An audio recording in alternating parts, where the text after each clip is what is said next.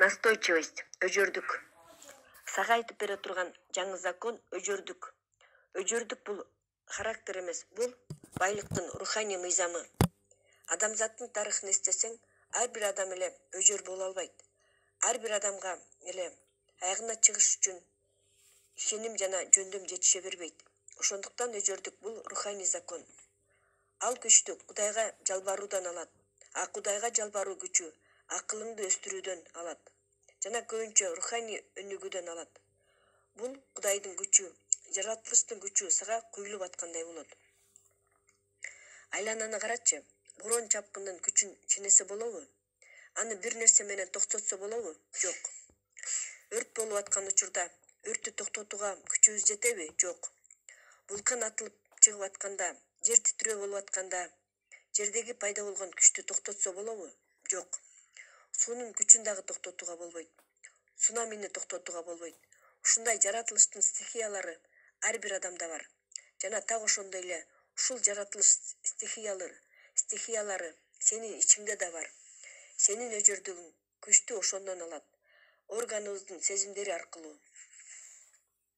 Өжөрдүк абийириң таза болгондо пайда болот жана Кудайга жалынуу күч берет.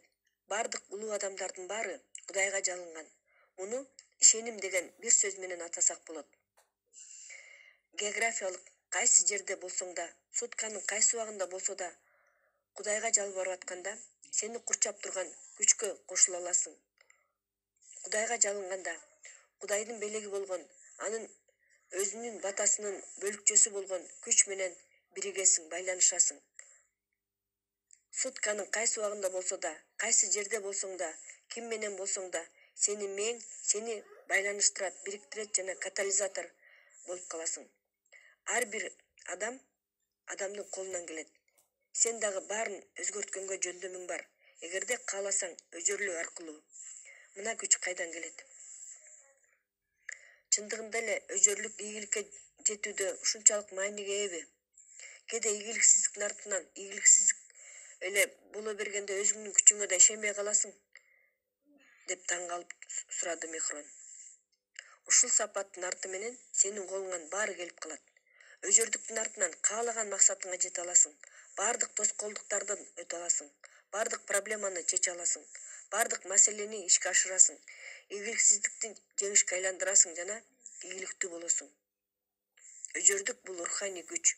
Бул мүнөз, дух, туура кабыл алыш керек болгон, баш ийиш керек болгон жана татыктуу болуш керек болгон руханий закон.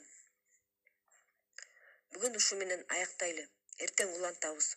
Устат булуттардын арасынан күндүн нурлары көрүнүп турган батыш тараптагы асманды карап, эртең жакшы аба ырайы болушу мүмкүн. Бакта иштесек болот экен деп толуктап койду.